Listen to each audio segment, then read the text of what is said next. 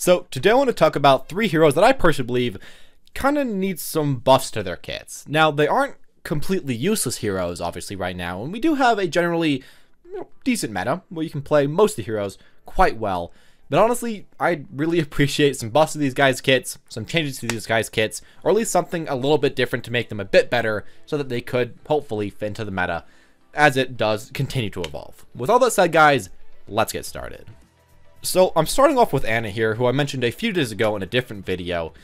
I think that Ana is a good character, again, on, like a technical scale. I think that her idea for her kit is smart, and that she should be working. I think the big problem with her, however, is when you compare her to other characters, which she doesn't really compare right now. I mean, let's just compare Ana to the other heroes in the game as far as supports go.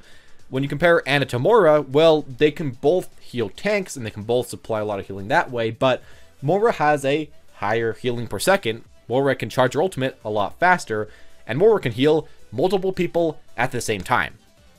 Yeah. Mercy, when you compare it to Ana, well, they heal at a more similar rate, but Mercy always is healing, doesn't have to aim at all, has more consistent heals in that way, has a resurrect, and has an ultimate that can be debatably more consistent than the Ana ult.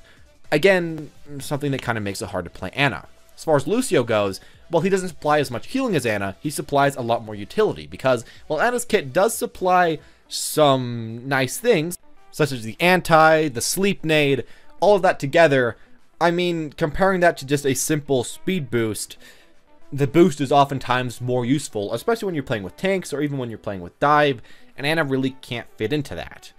Finally, I guess we have Zenyatta here, who Ana can't, keep up with as far as damage goes, and while she can't out-heal him, he just has shown in-game to be a lot more useful. Mainly, again, with the damage and with an ultimate that can kind of cancel out any enemy DPS ult, which Ana's can't really do. And I guess if we keep in mind the hero that's not even in the game yet, Brigitte, well, she supplies a lot more consistent crowd control than Ana, and I think would kind of take her place in that way because her shield bash is just kind of better than the sleep dart in a lot of situations.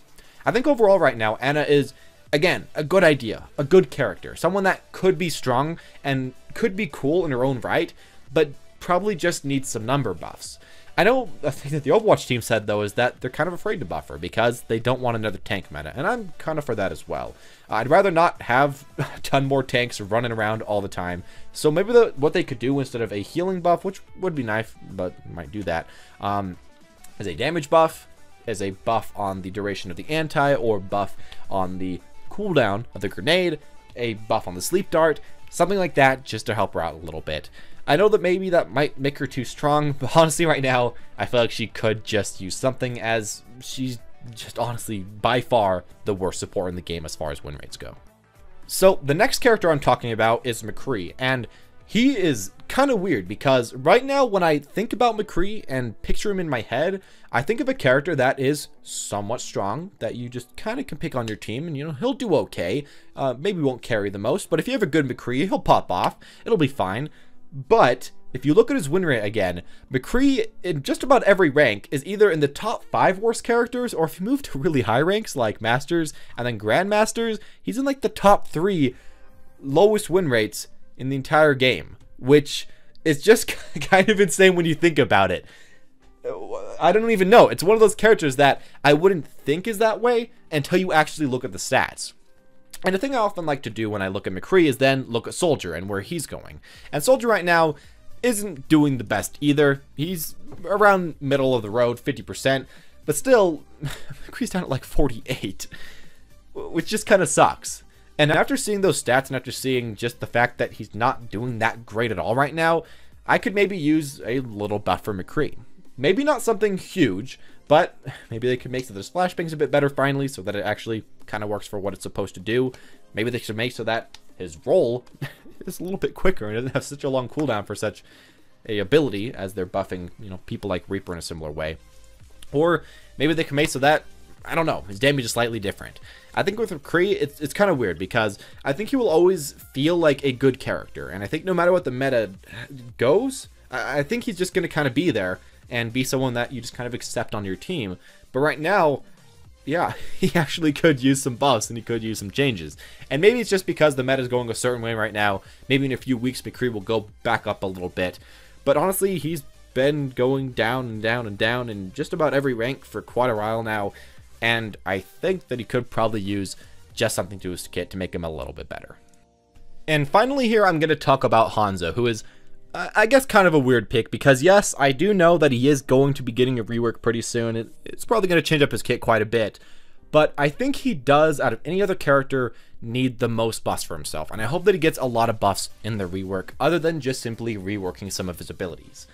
The Scatter Arrow right now is honestly probably the best part about Hanzo compared to the rest of his kit, and since that's being reworked, what else are we going to see about him, and what else do we maybe need?